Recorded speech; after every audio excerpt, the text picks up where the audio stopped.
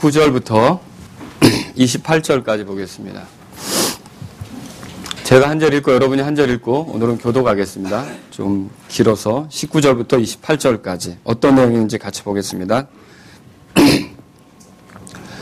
유대인들이 예루살렘에서 제사장들과 레위 사람들을 요한에게 보내어 내가 누구냐 하고 물을 때 요한의 증언이 이러하니라.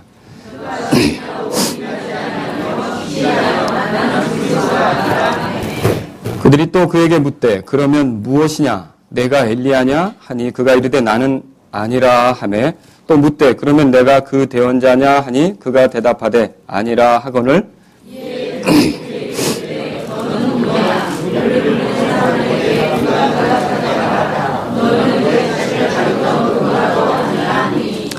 그가 이르되 나는 대언자 이사야가 말한 것 같이 주의 길을 곧게 하라고 광야에서 외치는 자의 소리로다 하니라.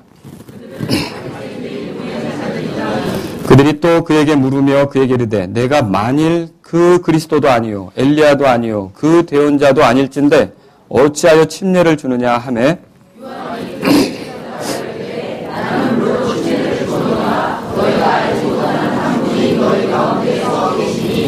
곧 내 뒤에 오시지만 나보다 앞서신 분이시라. 나는 그분의 신발끈을 풀 자격도 없노라 하더라.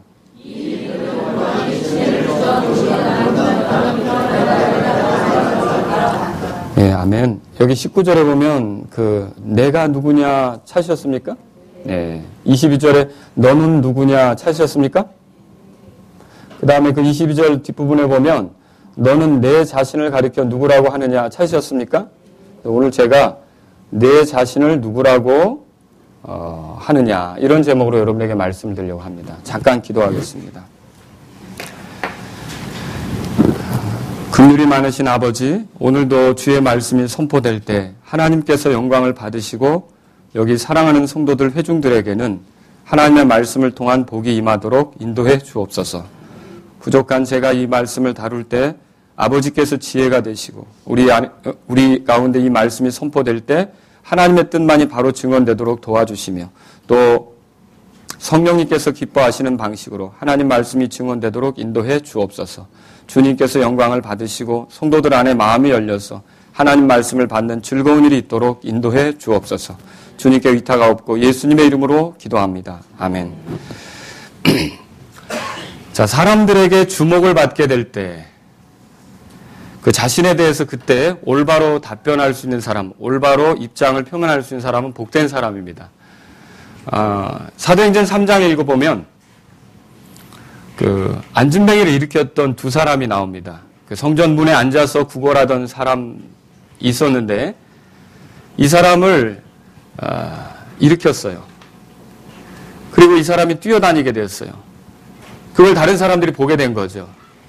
얼마나 놀라운 일입니까? 평생 거기서 구걸하며 지냈던 사람인데 그 사람이 뛰어다니는 거예요. 그러니까 그 사람들이 이 일어난 사람을 보면서 누가 일으켰느냐? 누가 일으켰죠? 성경을 읽어보신 분은 답할 수 있죠? 누가 일으켰어요? 베드로하고 요한이 일으켰죠. 그래서 이 사람들이 베드로하고 요한을 보려고 몰려들었어요. 그런데 성경에서 베드로가 그 몰려든 사람들을 향해서 뭐라 그러냐면 이렇게 말합니다. 제가 성경을 그대로 읽어드립니다. 너희 이스라엘 사람들아 어찌하여 이 일에 놀라느냐? 어찌하여 마치 우리가 우리 자신의 권능이나 거룩함으로 이 사람을 걷게 만든 것처럼 우리를 이토록 진지하게 쳐다보느냐? 무슨 말입니까? 왜 이 사람이 일어난 것이 마치 우리의 능력으로 된 것처럼 우리를 주목하느냐? 그 얘기 아닙니까? 그리고서 베드로가 누구를 소개하느냐 하면 이건 내가 한 게 아니라 예수님을 통해서 되어진 일이다라고 예수님을 소개하는 장면이 나오지 않습니까? 이렇게 말할 줄 아는 자는 복 있는 자라는 거죠. 그런데 많은 사람들이 이렇게 되지는 않습니다. 예를 들면 아나니아하고 삽비라 아시죠? 이 사도행전 5장에 나오죠. 자신들이 교회에 큰 헌물을 드렸습니다.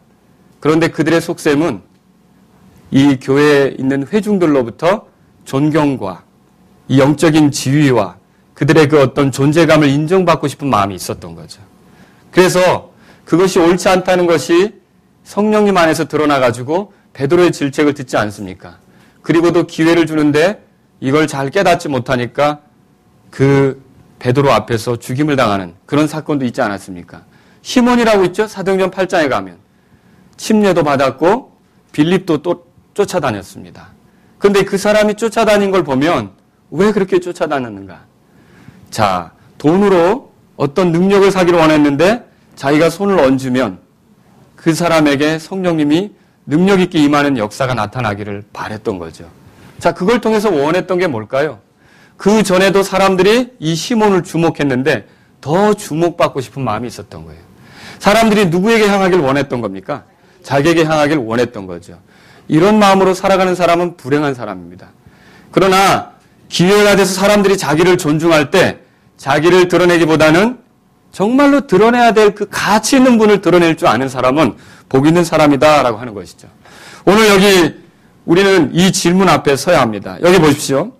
제사장들과 레위인들은 침례자 요한을 향해 뭐라고 질문했습니까? 19절에 내가 누구냐? 그리고 너는 내 자신을 누구라고 하느냐? 이렇게 물었죠? 이때 침례자 요한은 굉장히 지혜롭게 대답한 것을 보여줍니다. 자, 만일 누군가 우리에게 도대체 너의 정체는 뭐냐? 너는 누구냐? 내 자신은 어떤 사람이냐? 라고 묻는다면 우리는 뭐라고 답변해 줘야 합니까? 우리도 모르게 우리의 어떠함을 자꾸만 드러내려고 한다는 거죠. 우리의 대단함을 드러내려고 한다는 거죠. 사람들이 나에게 더 주목하기를 바라면서 그런 답변을 하려고 한다는 거죠. 그러므로 오늘 제가 여러분에게 이 말씀을 드리려고 하는 것은 그런 게 어리석은 일이고 이 침례자 요한으로부터 그러한 순간이 올 때 우리가 어떻게 대답하는 것이 지혜로운지 여러분과 제가 좀 배웠으면 하는 거죠. 그래서 침례자 요한의 답변을 살펴보는 것이 오늘 제 설교의 내용이 되겠습니다. 침례자 요한은 이런 질문을 받았을 때 어떻게 답변했습니까? 이제 여기 보면은요, 침례자 요한이 나는 무엇이다. 이제 영어 성경에는 I am 이렇게 나오는 부분이 있습니다. 이것을 한 4가지로 우리가 정리할 수 있습니다. 첫 번째로 뭐냐면 20절에 보십시오. 20절. 자, 19절 읽겠습니다. 먼저 유대인들이 예루살렘에서 제사장들과 레위 사람들을 요한에게 보내어 내가 누구냐 하고 물을 때 요한의 증언이 이러하니라. 그가 시인하고 부인하지 아니하며 시인하여 나는 그리스도가 아니라 하며 첫 번째로요. 나는 그리스도가 아니라 그렇게 대답했어요. 자, 여기 19절에 나오는 유대인들은요. 요한복음에서 약 70번 정도 이렇게 그 말이 나옵니다. 그런데 이 단어가 쓰여질 때 이 단어는요. 그리스도와 그분을 따르는 사람들에게 적대적인 무리를 일컫는 용어로 요한이 자주 쓰는 말이에요. 그러니까 유대인들 하면 원래 하나님을 섬기는 백성이어야 되지 않습니까? 그런데 예수님에게 반감을 갖고 있는 그 무리들을 소개할 때 유대인들, 예수님의 제자들에게 적대적인 감정을 가지고 있는 사람들을 소개할 때 유대인들 그렇게 표현했다는 거죠. 그 유대인들이 누구를 보냈습니까? 제사장들과 레위인들을 보냈다 그렇게 돼 있죠. 이 사람들이 온 이유는 뭡니까? 요한의 정체를 알아보기 위해서 온 겁니다. 자, 우리가 수련회 장소 답사를 갈 때 그냥 가지 않습니다. 체크리스트라고 하는 것을 가지고 갑니다. 가보신 분 계시죠? 그래서 화장실 시설은 어떤가? 그죠? 물은 잘 나오는가? 뭐 이렇게 간식은 해 먹을 수 있는가? 뭐 그죠? 방은 우리가 충분히 잘 수 있는가? 교통편은 어떤가? 체크리스트를 가져가죠. 그런데 마치 이 레위인과 제사장들도 요한에게 왔을 때 그 체크리스트를 가지고 온 것 같아요. 이 사람이 어떤가를 알아보기 위해서 체크리스트를 가지고 온 것 같죠. 그래서 그들이 넌 누구냐라고 첫 번째 질문을 하게 된 겁니다. 이 첫 번째 질문 앞에서 침례자 요한이 대답한 게 있습니다. 이 질문은 본래 너가 도대체 누구길래 무슨 자격으로 이 일을 하는 거냐? 이렇게 침례를 주는 거냐? 이렇게 묻는 거라는 거죠. 이런 질문 앞에 요한이 뭐라고 대답했습니까, 여러분? 나는 그리스도가 아니라. 그리스도가 아니라 그렇게 대답했죠. 이 그리스도라는 말은 히브리 말로는 메시아라고 합니다. 여러분 다급한 상황 속에서 누가 나를 구원해 줬을 때, 누가 나를 건져줬을 때 우리가 구세주라고 그러죠. 그 구세주에 해당하는 것이 그리스도고 메시아고 하나님께서 기름 부어 세웠다. 그러니까 기름 부으심을 받았다라는 말의 뜻이 있어요. 그러니까 하나님께서 우리의 구원을 위해 유일하게 따로 세우신 분. 그분만이 하실 수 있는 그 일을 위해 따로 세우신 분. 그분을 뭐라고 부르는 겁니까? 그러니까 그리스도라고 부르는 거죠. 그런데 침례자 요한이 자신에 대해서 뭐라고 대답한 거예요? 나는 그리스도가 아니다. 더군다나 20절에 보니까 그가 시인하고 부인하지 아니하며 시인하여 이렇게 계속 반복되는 표현이 나오는데 이건 뭐냐면 강력하게 자기 자신이 그리스도가 아니라고 얘기하는 거죠. 그리스도가 아니라고 얘기하는 거예요. 자, 오늘날 이 땅에는요. 대한민국은 참 재미있는 나라입니다. 그리스도라고 얘기하는 사람이 왜 이렇게 많습니까? 지금 많게는 70명, 적게는 44명. 통계 자료에 보면 자기가 그리스도라고 얘기하는 사람이 이렇게 이 땅에 많습니다. 이 사람들의 얘기는 오늘날 침례자 요한의 대답하고 어떻게 일치합니까? 정반대입니까? 정반대죠. 예수님께서는 이걸 알고 경고하셨어요. 마태복음 한번 찾아보십시오. 24장입니다. 거짓 그리스도가 활동할 것을 경고하셨다는 거죠. 지금 이 시절에 그리스도라고 떠들고 다니는 사람이 있다면 여러분들은 절대로 현혹되어서는 안 되는 거죠. 24장 5절 6절에 예수님께서 4절 제가 읽습니다. 여러분 예수님께서 그들에게 대답하여 이르시되 아무도 너희를 속이지 못하도록 주의하라. 그리고 5절 6절 같이 읽습니다. 많은 사람이 내 이름으로 와서 내가 그리스도라 하며 많은 사람을 속이리라. 또 너희가 전쟁과 전쟁의 소문을 들을 터이나 주의하여 불안해하지 말라. 이 모든 일들이 반드시 일어나야 하되 아직 끝은 아닌. 많은 사람이 내 이름으로 와서 뭐라고요? 자기를 그리스도라고 해서 사람을 속인다 그랬어요. 거기 보세요. 24절 또 24절 읽겠습니다. 마태복음 24장 24절. 거짓 그리스도들과 거짓 대언자들이 일어나 큰 표적들과 이적들을 보여 할 수만 있으면 바로 그 선택받은 자들을 속이리라. 유대인들 가운데도 거짓 그리스도들이 되게 많이 활동하고 있어요. 그 그리스도의 조건을 만족시키는 사람을 찾아서 그가 그리스도가 아닌가 해서 따르는, 그래서 거짓 그리스도들이 많이 활동하고 있는데 유대인들 틈에서뿐만 아니라 우리가 사는 이 대한민국에도 굉장히 거짓 그리스도들이 많습니다. 고린도후서 11장 찾아보세요. 고린도후서 11장. 이런 사람들을 가리켜서 다른 예수다 이렇게 표현합니다. 다른 예수. 그 예수가 아니에요. 하나님께서 보내시기로 했던 그 예수가 아니에요. 마리아를 통해서 온 그 예수가 아니에요. 죄 없는 그 예수가 아니에요. 자칭 예수죠. 자칭 예수. 11장 4절 읽어보겠습니다. 같이요. 만일 누가 가서 우리가 선포하지 아니한 다른 예수를 선포하거나 혹은 너희가 받지 아니한 다른 영이나 너희가 수용하지 아니한 다른 복음을 받게 할 때는 너희가 그를 잘 용납하는도다. 여기 다른 예수가 나오죠? 이상하게 다른 예수를 선포하면 사람들이 더 혹하고 속아요. 더 그 사람에게 매료되죠. 말도 안 되는 사람들이 가끔 이렇게 이제 자기가 예수라고 해서 이제 방송에 나오는 사람들 보면 참 이해가 안 돼요. 저렇게 여대생들이 그런 사람을 쫓아다니거나 또 저렇게 많이 배운 사람들이 그 사람을 지지하고 있거나 저렇게 고위관직에 있는 사람이 그 사람이 예수라고 따르고 있거나 이거 왜 이렇습니까? 영적인 일이라 이것이 있을 수 있는 거라는 거죠. 거짓된 영들이 뒤에서 모든 것들을 주장하기 때문에. 자, 이 그리스도라고 하면 구원자란 뜻이에요. 하나님이시면서 사람이시고 인간을 위해 자기 목숨을 내주실 수 있는 분이고 우리가 만일 하나님 앞에 선다면 그분을 통해서만 설 수 있는 그분이 그리스도예요. 우리를 위해서 십자가에서 희생되셨고 우리를 위해서 자기 목숨을 내주셨고 우리를 위해서 죽음뿐만 아니라 부활까지 이루셔서 죄와 사망의 권세로부터 우리를 구출해 주시는, 그래서 우리가 그분을 믿을 때 그분이 죄에 대해서 벗어나시고 또 사망에 대해서 벗어나신 것처럼 우리도 그분과 함께 죄로부터 벗어나고 사망에 대해서 벗어날 수 있도록 만들어주신 분이 누구예요? 그러니까 그리스도예요. 그 그리스도는 누굽니까? 예수님이시죠. 그러니까 침례자 요한은 자기를 가리켜서 그리스도라고 했습니까? 아니요. 아니죠. 자, 그래서 저는 여러분에게 이 시간 좀 여쭙고 싶어요. 혹시 이 자리에 자기 자신이 그리스도라고 생각하시는 분 혹시 앉아 있습니까? 그리스도. 만일 여러분이 그리스도가 아니라면 잘 들으셔야 됩니다. 여러분과 제가 그리스도가 아니라면 그리스도를 통해 구원받아야 될 구원 대상자입니다. 다시 말하면 구원자가 아니라면 구원받을 필요가 있는 사람들이라는 거죠. 그러므로 여러분들은 정직하게 하나님 앞에서 내가 구원받을 필요가 있는 구원 대상자라는 걸 인정하는 게 필요합니다. 빨리 깨닫는 게 필요합니다. 그리고 그 구원받을 기회를 자꾸만 미루지 않고 주님 앞에서 그리스도를 받아들이고, 그러니까 이 예수님을 구원자로 받아들이고 구원받는 것이 여러분에게 필요하다는 것을 믿으시기 바랍니다. 침례자 요한은 그 자신도 구원 대상자이며 자신을 구원할 구주, 하나님의 어린 양을 기다리고 있는 사람들 중에 하나라는 걸 이 말씀을 통해서 보여주고 있는 거죠. 두 번째로 침례자 요한은 자기에 대해서 어떻게 고백했습니까? 나는 아니라라고 이렇게 계속 거듭해서 부정한 장면이 나옵니다. 21절에 보세요. 그리스도가 아니라고 하니까 체크리스트에서 두 번째로 묻습니다. 엘리야냐? 그죠? 엘리야냐? 그가 그리스도가 아니라고 고백하자 엘리야냐라고 물은 거예요. 근데 유대인들은 왜 이 질문을 했을까요? 이 당시에 엘리야가 올 거라는 기대가 있었어요. 사람들에게. 자, 마태복음 16장에 가보세요. 예수님께서 자기 자신을 충분히 보여드린 뒤에 사람들이 자기 자신에 대해서 어떻게 생각하는지 묻는 그런 내용이 나옵니다. 16장 보세요. 13절. 예수님께서 가이사랴 빌립보 지방에 들어오사 자기 제자들에게 물어 이르시되 사람들이 나 곧 사람의 아들을 누구라고 하느냐 하시니 다 같이 읽을게요.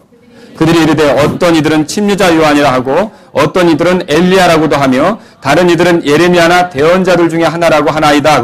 그럼 뭐예요? 이 사람들이 침례자 요한이 대단하다고 생각했지만 또 엘리야에 대한 기대가 있었다는 걸 보여주는 거죠. 그렇죠? 혹시 예수님이 그 오시기로 한 엘리야가 아닌가라는 기대가 있었던 것이죠. 근데 예수님은 엘리야가 아니죠? 예수님은 예수님이시죠. 그렇죠? 그리고 이런 생각을 하게 된 배경에는요, 서기관들이 가르쳤던 내용이 있었어요. 마태복음 17장에 가보세요. 17장. 거기 10절에 제자들이 17장 10절에서 묻습니다. 읽겠습니다. 그분의 제자들이 그분께 여쭈어 이르되 그러면 어찌하여 서기관들은 반드시 엘리야가 먼저 와야 한다고 말하나이까? 왜 그러면 엘리야가 먼저 와야 된다고 얘기합니까? 이건 말라기의 대언 때문에 그랬습니다. 말라기서로 한번 가보겠습니다. 말라기서.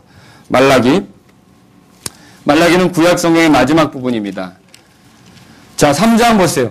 1절에 만군의 주가 말하노라 보라 내가 내 사자를 보내리니 그가 내 앞에서 길을 예비할 것이요 또 너희가 구하는 주가 갑자기 자신의 성전에 임하리니 곧 너희 기뻐하는 언약의 사자라 보라 그가 임하리로다. 주께서 오실 것을 말하고 있고요. 그 앞에 사자가 온다 그랬죠. 그런데 그가 누구냐면 4장 보세요. 말라기 4장 5절에 읽겠습니다. 보라 크고 두려운 주의 날에 이르기 전에 내가 대언자 엘리야를 너에게 보내리니. 그래서 이런 말 때문에 엘리야가 올 거라는 생각을 가졌던 거죠. 그런데 유대인들이 한 가지 잘못 생각한 게 있습니다. 엘리야는 죽음을 보지 않고 하늘로 올라간 그런 구약의 대언자였죠. 이 올라갔던 엘리야가 또 그대로 올 거라는 생각을 했던 거죠. 그럼 침례자 요한은 여기에 대해서 뭐라고 대답해야 합니까? 그 엘리야입니까? 아합과 맞서 싸웠던 그 엘리야입니까? 이세벨과 맞서 싸웠던 그 엘리야입니까? 나는 아니다라고 대답을 했던 것입니다. 그래서 나는 그 같은 존재가 아니다라고 대답을 했던 거죠. 그 다음에 여기 그 대언자냐라고 묻는 장면이 나옵니다. 여러분 물론 엘리야의 영과 권능으로 온다고 누가복음 1장 17절에 말했지만 이 침례자 요한은 그 구약의 그 이세벨과 맞붙어 싸웠던 그 엘리야는 아니라는 것이죠. 아시겠죠? 그리고 그 대언자냐고 또 세 번째 체크리스트에 의해서 묻는 장면이 나옵니다. 요한복음 1장 거기 21절에 그 대언자냐? 그럼 이 그 대언자는 누구를 말하는 걸까요? 그 대언자. 궁금하죠? 네. 추측이 분분합니다. 좋습니다. 그러면 신명기 18장에 가보겠습니다. 신명기 18장. 모세가 말한 대언자를 얘기하는 것입니다. 그래서 베드로는요, 이 말을 가져다가 예수님을 소개하는데 사용했습니다. 그래서 사도행전 거기 3장에 보면 22절 26절에 이 말씀을 가져다가 예수님을 소개하는데 사용했던 걸 알 수 있습니다. 자, 신명기 18장 15절에 보세요. 주 내 하나님께서 내 한가운데서 곧 내 형제들 중에서 나와 같은 대언자 하나를 너를 위하여 일으켜 세우시리니 너희는 그의 말에 귀를 기울일지니라. 자, 이게 나와 같은 대언자 하나, 그럼 모세와 같은 대언자 하나, 그렇게 대단한 대언자 하나를 세울 건데 그의 말을 들으라는 거죠. 18절 같이 읽을게요. 18절. 내가 그들의 형제들 가운데서 너와 같은 대언자 하나를 그들을 위하여 일으켜 세우고 내 말들을 그의 입에 두리니 내가 그에게 명령할 모든 것을 그가 그들에게 말하리라. 하나님의 뜻을 온전히 전해주고요. 모세의 말을 듣지 않으면 위기를 당하게 되어 있습니다. 출애굽할 때에도. 그런 것처럼 이렇게 우리의 삶과 죽음에 대해서 생명과 파멸에 대해서 결정지을 수 있는 중요한 메시지들을 줄 수 있는 영향력 있는 대언자가 있는데 사실은 그분이 누굽니까? 예수님을 가리키는 거죠. 그런데 그 대언자냐라고 침례자 요한에게 물었던 거죠. 근데 침례자 요한은 그때 그리스도가 아니라고 이미 말을 했기 때문에 뭐라고 대답했습니까? 아니다. 그렇게 대답했던 것이죠. 자, 여러분 자신이 주목받을 때 자신에 대해서 정직하게 말할 수 있는 것이 얼마나 중요한 일입니까? 우리는 때때로 저도 그런 얘기를 들어본 적이 있어요. 한 부흥 강사가 부흥회를 인도하면서 요한계시록에 나오는 두 증인이 그 중에 하나가 자신이라고 얘기하는 걸 제가 들어본 적이 있어요. 여러분, 때때로 우리 가운데 어떤 사람들이 사람의 주목을 받게 되면 성경의 어떤 인물을 갖다가 마치 자기인 것처럼 이렇게 얘기하려고 할 때가 있어요. 그리고요, 오늘날 어때요? 이런 말들 있죠. 이분이 오늘날의 사도다. 내가 오늘날의 사도다. 여러분, 사도는 이미 예수님의 12제자, 그리고 예수님이 특별히 가르치신 그 사람들로서 끝난 겁니다. 그렇죠? 이 시대의 사도다. 마지막 시대의 사도다. 모든 성경은 이 사람을 통해서 풀어주고 있다. 여러분, 그렇게 말하고 있다면 그 사람은 지금 침례자 요한하고 전혀 다르게 가고 있는 거죠. 또 심지어는 그것도 모자라가지고요. 어떻게까지 나가냐면 이가 보혜사다. 들어보셨어요? 이 사람이 보혜사다. 책에도 보혜사 누구누구. 여러분, 이거 정말 두려운 일입니다. 침례자 요한은 이렇게 안 했다는 것이죠. 정말로 자기 자신이 누군가에 대해서 묻는 그 질문 앞에 겸손하게 정직하게 대답할 수 있는 자들이 되어야 하는 걸 깨달으시기 바랍니다. 세 번째로 생각해 볼 게 있습니다. 그러면 침례자 요한이 자꾸 부정적으로 대답을 했는데 여기서 긍정적으로 대답한 게 하나 나옵니다. 그건 뭐냐면 요한복음 1장 23절에 나옵니다. 뭐라 그랬냐면 나는 광야에서 외치는 자의 소리다. 그렇게 대답했어요. 유대인들이 하나씩 물었죠. 처음에 너는 누구냐? 난 그리스도가 아니다. 그럼 엘리야냐? 아니다. 그러면 그 대언자냐? 아니다. 그럼 뭐야 도대체? 누구라고 하느냐? 이렇게 하니까 침례자 요한이 대답한 게 뭡니까? 나는 광야에서 외치는 자의 소리다. 이 사람이 이렇게 얘기한 이유가 있습니다. 여러분 이사야서 40장 가보세요. 이사야서 40장.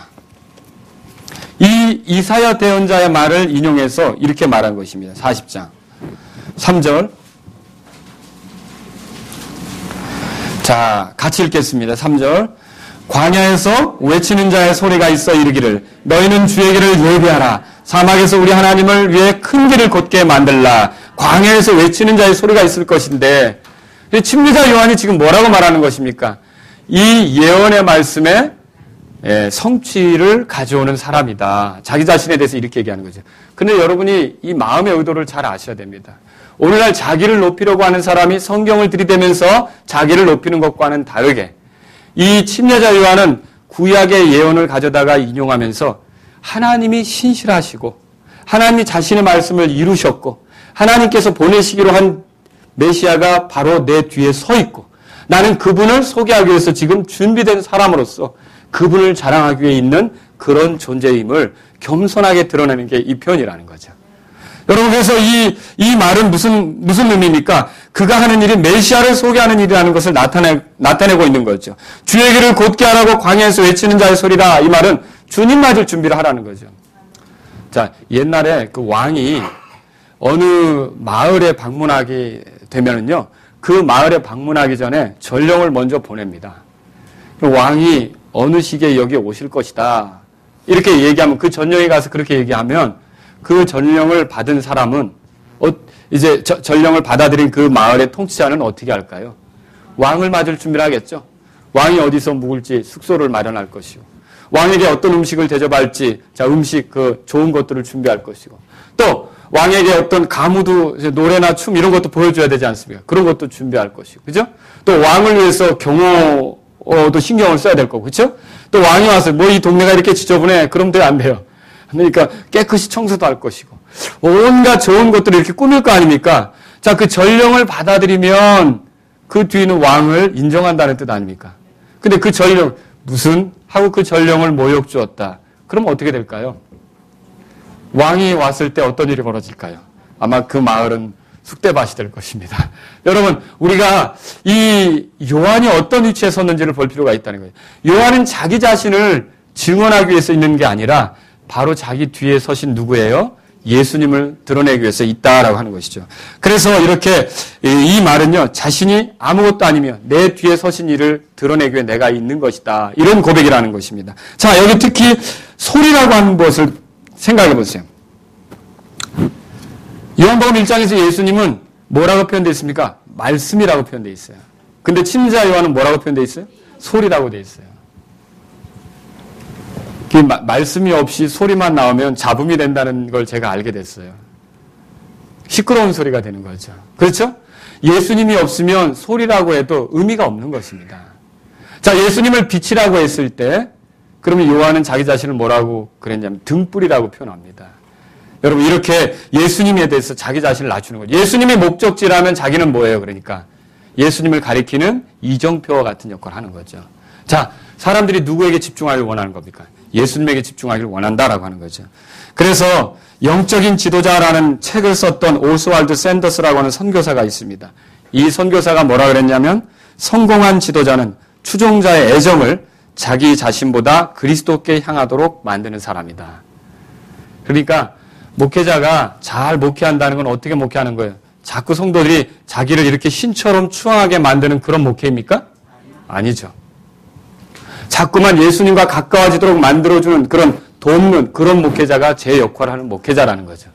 자, 성도들을 제 양이라고 말할 수가 있습니다. 여러분 잘 들으셔야 돼요. 제 양이라고 말하는 건 갈보리 교회 성도들은 제 양이 아닙니다. 제 양이라고 말하는 건 제게 맡겼다는 뜻이죠. 제가 무책임하게 굴지 않겠다는 뜻이죠. 그 양을 돌아보는 일에 최선을 다하겠다는 뜻이죠. 그래서 제게 맡겨졌다는 의미로 제 양이라고 표현할 수 있지만 실제로 이 양의 소유권은 목사에게 있는 것이 아니라 누구에게 있습니까? 예수님께 있는 거죠. 그래서 이 양의 주인은 누굽니까? 성도들의 주인은 누굽니까? 예수님이시라는 거죠. 이 점을 알고 예수님께 자꾸만 더 가까이 가도록 예수님을 따르도록 만들어주는 자가 하나님께서 기뻐하시는 일꾼이라는 걸 믿으십니까? 여러분 그런 목회자가 될 수 있도록 이 교회에서 목회하는 사람이나 이 교회에서 목회를 하게 될 사람이나 여러분 그런 주님의 일꾼들을 위해서 기도해 주실 수 있기를 주의 이름으로 바랍니다. 자신의 사역에 열매가 있고 격려하는 사람이 많이 생겼을 때 주의해야 돼요. 자기도 모르게 사람들에게 집중을 받으면서 자기를 높이려고 하는 일로 끝낼 수가 있다는 거죠. 여러분 하나님께서 때때로 우리를 어떤 위치에 세우시는 것은 그분의 어떠하심을 드러내도록 하기 위해서 그렇게 우리에게 기회를 주시는 것이라고 믿으시기 바랍니다. 그런데 단지 자기만 높이다가 끝나면 침례자 요한과는 다른 방식으로 사는 사람이 되는 것이죠. 네 번째로 생각해 볼 게 있습니다. 자, 첫 번째로 뭐라 그랬죠? 나는 그리스도가 아니라 그랬죠. 두 번째, 나는 엘리야도 아니고 그 대언자도 아니라 그랬죠. 그럼 나는 뭡니까? 광야에서 외치는 자의 소리라 그랬죠. 더군다나 나는 뭐냐면 여기 28절에 보면 자격이 없다. 그렇게 말하는 게 나와요. 자, 요한복음 1장, 26절에 보세요. 26절. 요한복음 26절, 27절 1장입니다. 읽겠습니다. 요한이 그들에게 대답하여 이르되 나는 물로 침례를 주거니와 너희가 알지 못하는 한 분이 너희 가운데 서 계시니 곧 내 뒤에 오시지만 나보다 앞서신 분이시라. 나는 그분의 신발끈을 풀 자격도 없노라. 자, 이 유대로부터 온 그 레위인들 제사장들은 이제는 알 거는 대부분 알았어요. 그리스도도 아니에요. 엘리야도 아니에요. 그 대언자도 아니에요. 그러면 넌 도대체 왜 이 침례를 주는 거냐는 거죠. 그 당시에 이 침례를 준다는 건요, 유대의 종교 지도자들이, 자, 이방인들 가운데 유대인들에게 돌아오는 자들에게 이 정결한 물로 침례를 주는 일이 있었어요. 그것도 제사장들이 그렇게 했었던 거죠. 그런데 제사장들은 침례자 요한에게 침례를 주라고 권한을 준 적도 없어요. 그리고 더구나 이 침례는 이방인들이 돌아올 때 주는 침례가 아니라 유대인들을 상대로 해서 침례를 주는 거예요. 그러니까 이 유대의 종교 지도자들은 좀 황당한 거죠. 왜 이런 침례를 주느냐는 거예요. 사실 요한이 이런 침례를 주는 의미는 이런 것입니다.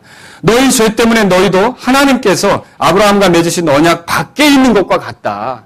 꼭 이방인들만이 아니라 너희도 똑같이 죄 가운데 살아서 하나님의 언약 밖에 있는 것과 같다. 너희도 이방인처럼 회개하고 마치 처음 하나님을 만나는 것처럼 이 죄를 회개하고 그리스도를 맞을 준비를 하며 나오라. 이런 의미로 침례를 주었던 것이죠. 자, 이때 우리가 방금 읽었지만 26절, 27절에 너희가 알지 못하는 한 분이 너희 가운데 서 계시니 그랬어요.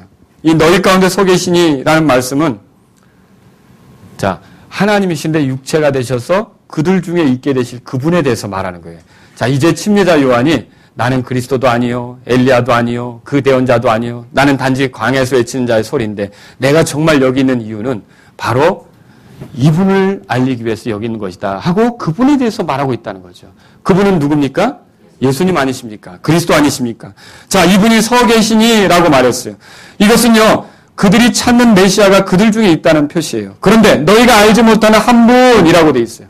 이건 두 가지 의미로 볼 수 있어요. 너희가 알지 못하는 한 분이라는 건 그들 가운데 초월적으로 계신 그 뛰어나신 그런 분을 얘기할 수도 있고, 또 하나는 뭐냐면 사람들의 강박함으로 인해 알아보지 못하게 될 그분에 대해서 말할 수 있다는 거죠. 지금도 어때요? 사실 예수님은 우리에게 구원의 기회를 주시려고 우리 가까이에 있습니다. 그런데 많은 사람들이 어때요? 이 예수님의 가치를 모르니까 구원받지 못하고 끝나는 거죠.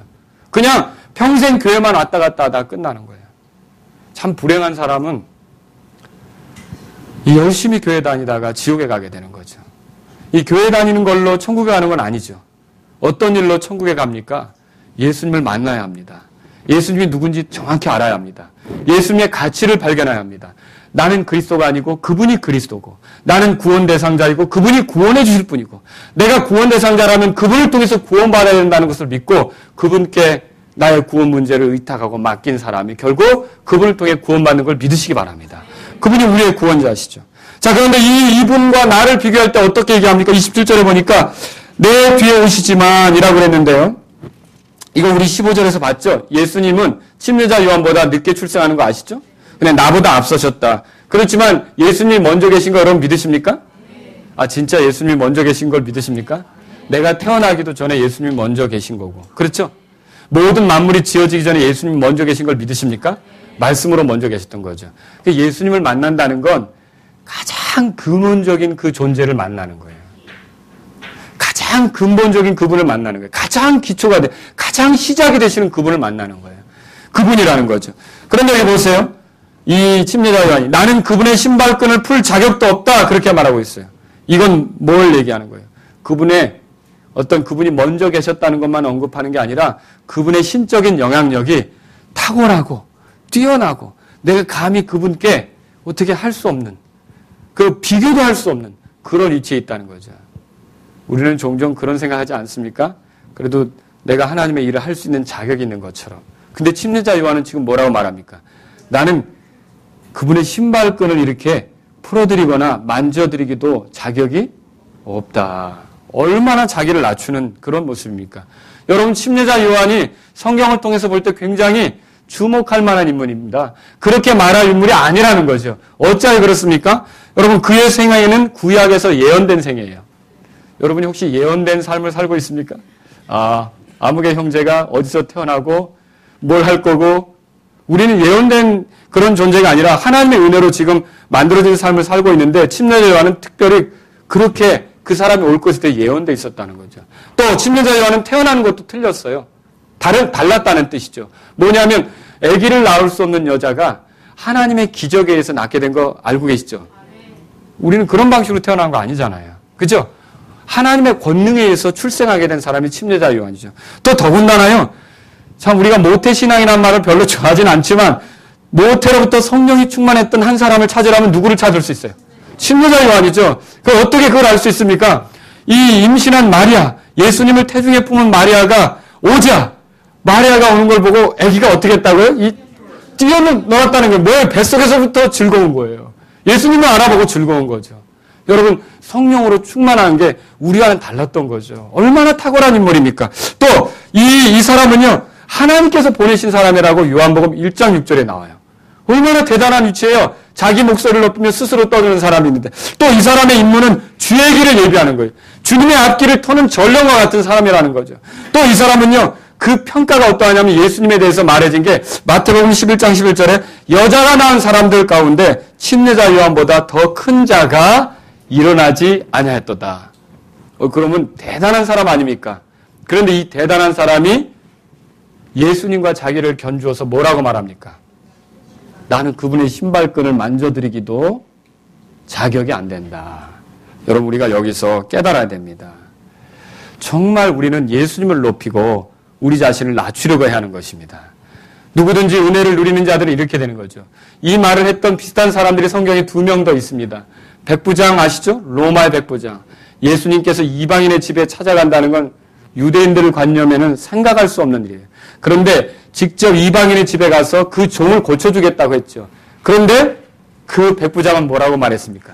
주님께서 내 집에 들어오심을 나는 감당할 자격이 안 됩니다. 자기가 사실은 속국 유대인들을 지배하는 로마의 백부장인데도 뭐라고 표현했습니까? 나는 자격이 안 됩니다. 말씀만 하십시오.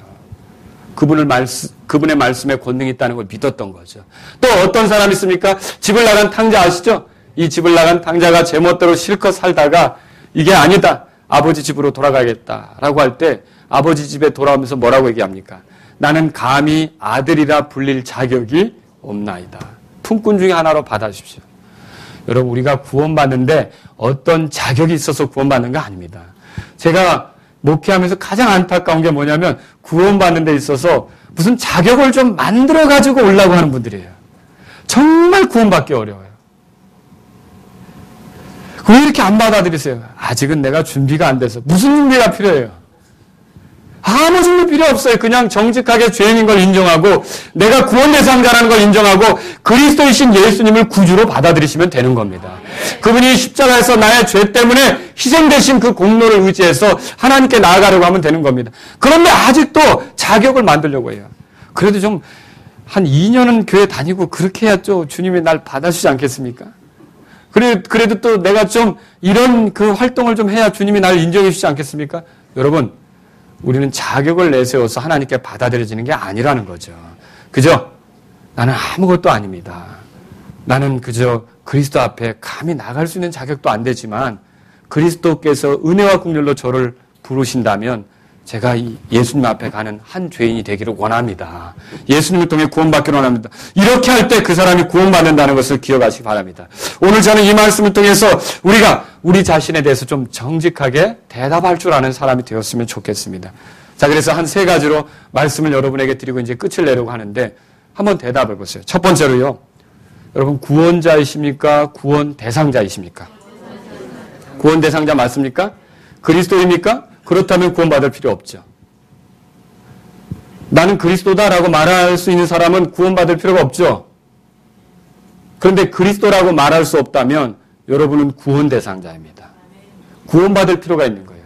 그래서 그리스도께서 오신 거죠. 그런데도 구원받을 기회를 자꾸 미루면 어리석은 일이 되는 거예요. 내일 일을 알 수 있습니까?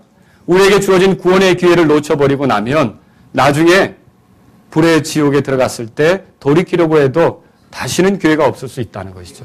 우리가 사는 것을 얼마나 산다고 생각할 수 있겠습니까?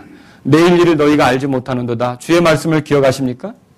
너희의 생명이 무엇이냐? 너희는 잠시 나타났다가 사라져버리는 수증기다. 여러분, 우리의 삶에서 그렇게 말하고 있지 않습니까? 그런데 내가 구원 대상자인 걸 깨닫고 구원자가 옆에 있는데도 왜 머뭇거립니까? 우리는 속히 그 구원자의 품으로 들어가야 하는 것을 믿으시기 바랍니다. 예수 그리스도를 통해 구원받으실 수 있기를 주의 이름으로 바랍니다. 두 번째로 질문 드리고 싶은 게 있습니다. 여러분은 목적지입니까? 이정표입니까? 모두가 나에게 오기를 바라는 겁니까? 예수님께로 인도하기를 원하는 것입니까? 모두가 나에게 집중하기를 원하는 것입니까? 예수님께 집중하기를 원하는 것입니까? 모두가 나에게 존중을 표하고 경의를 표하고 나를 높여주기를 원하는 것입니까? 내 섬김을 통해 다들 예수님을 높이고 예수님을 섬기게 되기를 원하시는 것입니까? 우리는 종종 우리 자신에 대해서 망각할 때가 있어요. 목사로서 성도들이 나를 따르기를 원하는지 더 예수님을 따르도록 만들어주기를 원하는지를 생각해 볼 필요가 있다는 거죠. 주일학교 교사로서 아니면 가르치는 일에 탁월해서 사람들이 정말 잘 가르친다고 나에게 주목하기를 원하는 건지 그 가르침을 통해 예수님께 더 집중하기 원하는지 생각해 볼 필요가 있다는 거죠. 특성을 통해서 그 목소리 참 귀하다라고 자꾸 내가 존중받고 내가 칭찬받는 걸 원하는 것인지 사람들의 마음이 주께로도 향해지도록 하는 그 마음으로 주님 앞에 서는 것인지 생각해 볼 필요가 있다는 거죠. 물질로 헌신할 때 사람들이 이 물질을 통해 힘을 얻어서 더 주님께 집중하기를 원하는 것인지 아니면 나의 그 존재감을 알아주고 내가 그 희생한 것들을 기억해주고 나에게 더 주목하기를 원하는 건지. 여러분, 우리가 지어진 것은요, 주님을 위해서 지어진 걸 믿으시기 바랍니다. 계시록 4장을 펴보세요. 그래서 계시록 4장에 요한계시록 4장입니다.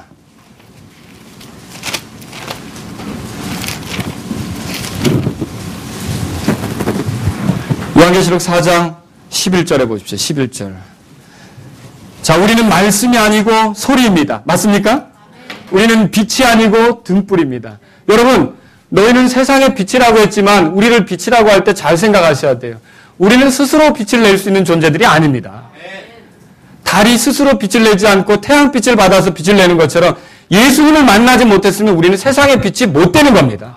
예수님이 우리의 빛이 되심으로 우리가 세상에게 예수님을 소개하는 빛이 되는 것이죠. 믿으십니까? 예, 우리 자신을 높이려고 해서는 안 되는 거죠. 우리는 등불일 뿐이라는 거죠. 말씀 없는 소리는 시끄럽고 빛이 없는 등불은 어두움 가운데 있을 뿐입니다. 우리는 다 주님을 높이기 위해서 있는 존재예요. 주님을 드러내 11절 보세요. 같이 읽겠습니다. 오 주여 주는 영광과 존귀와 권능을 받게 합당하시오니 주께서 모든 것을 창조하셨고 또 그것들이 주를 기쁘게 하려고 존재하며 창조되었나이다 하더라. 그래서 참으로 침례자 요한처럼 길을 가는 사람은 자기 자신을 기쁘게 하려고 살지 않습니다. 모두가 주님을 기쁘게 하도록 여기서 연주하는 거, 여기서 찬양하는 거 다 주님을 기쁘게 하는, 그리고 주님을 더 알게 되는, 더 주님께 마음을 여는, 더 주님을 높여드리는 그러한 삶이 되도록 헌신하고 섬기는 것을 기억하시기 바랍니다. 세 번째로 드리고 싶은 말씀이 있습니다. 여러분은 대답해보세요. 자꾸만 자기를 높이는 자입니까? 낮추려고 하는 자입니까? 우리의 추구가 무엇입니까? 높이려고 합니까? 낮추려고 합니까? 사실 세상은요, 자꾸 높이려고 해요. 믿지 않는 사람은요, 자꾸 높아지려고 해요. 믿는 사람은요, 자꾸 낮아지려고 하죠. 자, 주님의 신발끈을 다룰 만한 자격도 안 되는 내가 스스로 높아지고 있는 것은 아닌지 생각해 보세요. 사람을 자꾸 마음을 높이는 건 여러 가지가 있어요. 좀 더 배웠다. 그것도 사람을 높이게 만들죠. 스스로, 그렇죠? 좀 더 경험했다. 좀 더 오래되었다. 좀 더 주목받는다. 좀 더 많이 가졌다. 좀 더 색다르다. 이런 것들이 이제 자기에게 있다고 보여지면 자꾸만 자기를 어떻게 해요? 높이려고 하는 것이죠. 그러나 누가복음 14장 11절에 따라서 보세요. 누구든지 자기를 높이는 자는 낮아지고 자기를 낮추는 자는 뭐라고 될까요? 높아지리라. 믿으십니까? 주목받는 순간에도 자기 자신을 낮추며 임무를 완수했을 때에도 자기를 낮추는 게 필요해요. 여러분, 아브라함과 사라 사이에 중대한 일이 프로젝트가 생겼어요. 아들을 낳으려고 하는데 안 되는 거예요. 하나님의 약속도 있었는데 안 되는 거예요. 그래서 이들이 프로젝트를 성사시키기 위해서, 좀 앞당기기 위해서 종을 하나 불렀어요. 이 사라의 가장 적임자로 판단이 되었어요. 이 사라에게 그 일을 하갈을 불렀어요. 그래서 사라의 몸종이었죠. 하갈을 불러가지고 이 하갈에게 그 일을 맡기려고 했던 거예요. 네가 좀 해줘야겠다. 그리고 아내도 동의했어요. 그래서 그 일을 했어요. 그런데 프로젝트가 아브라함과 사라의 계획대로 성공했어요? 네, 성공했어요, 사실은. 왜냐하면 아이를 가졌잖아요. 그렇죠? 주인들이 요구한 대로 아이를 가진 거 아니에요. 그 아이가 뱃속에 있는 아이가 본래 이름이 뭐죠? 네, 나중에 이스마엘이 되죠.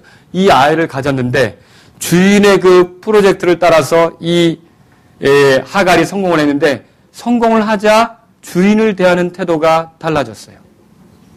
사라를 대하는 태도가 달라졌어요. 사라에 대해서 어떻게 태도를 보였죠? 경멸했어요. 무시했어요. 애기도 못 갖는. 여러분 잘 생각하세요. 우리가 때때로 주님이 우리에게 맡겨주신 그런 일들, 주께서 허락하신 일들을 성사시켰을 때라도 하갈과 같은 자세가 되어서는 안 된다는 것입니다. 여전히 자기를 낮추면서 침례자 요한처럼 나는 아무것도 아니라는, 그분은 흥하여야 하고 나는 쇠하여야 한다는, 모든 이들이 예수님께 집중하도록 만들어주는 저와 여러분들이 될 수 있기를 주의 이름으로 바랍니다. 우리에게서는요, 내가 드러날 게 아니라 이게 속는 거예요. 내가 그리스도라면 내가 드러나야 맞죠. 내가 대단한 위치에 있다면 내가 드러나는 게 맞죠. 근데 우리 중에 누구도 그런 존재가 없다는 거죠. 참으로 존중받아야 될 분, 드러나야 될 분은 그리스도밖에 없어요. 탁월한 위치를 가지신 분은 그리스도예요. 근데 그 그리스도가 누구십니까? 예수님이시죠. 저와 여러분들은 주 예수 그리스도만 높이기로 하는 삶을 살 수 있기를 바랍니다.